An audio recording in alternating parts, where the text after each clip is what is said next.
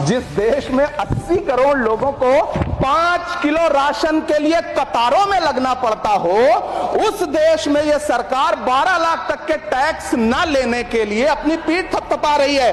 बहुत कम बोलने वाले डॉक्टर मनमोहन सिंह ने बहुत ज्यादा बोलने वाले प्रधानमंत्री जी को जब देश की बागडोर सौंपी थी तो $1 58 का था, आज 85 से 87 के बीच में झूल रहा है।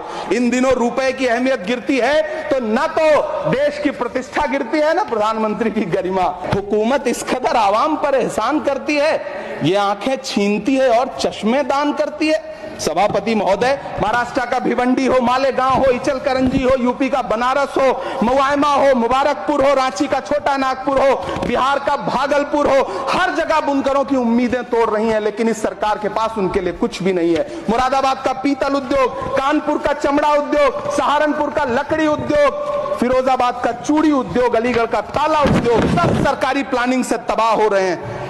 इन तमाम के बीच सरकारी सपोर्ट से बस एक उद्योग फल फूल रहा है, नोएडा का नफरत उद्योग। मैं प्रधानमंत्री जी से कहना चाहता हूं कि आप ही ने 1 मार्च 2018 को किंग अब्दुल्ला को, जॉर्डन के किंग अब्दुल्ला को मेहमान बना करके इसी दिल्ली में एक कॉन्फ्रेंस में कहा था कि मैं मुसलमानों के एक हाथ में कंप्यूटर और दूसरे हाथ में कुरान देना चाहता हूं।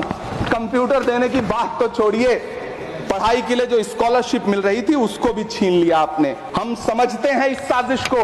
आप माइनॉरिटी मिनिस्ट्री का बजट काटते काटते एक दिन मिनिस्ट्री को ही बंद कर देना चाहते हैं। वो जहर देता तो सबकी नजर में आ जाता, सो ये किया कि हमें वक्त पर दवाएं न दी। अलीगढ़ मुस्लिम विश्वविद्यालय का किशनगंज सेंटर बजट के अभाव में दम तोड़ता जा रहा है। आखिर कौन सी नफरत है?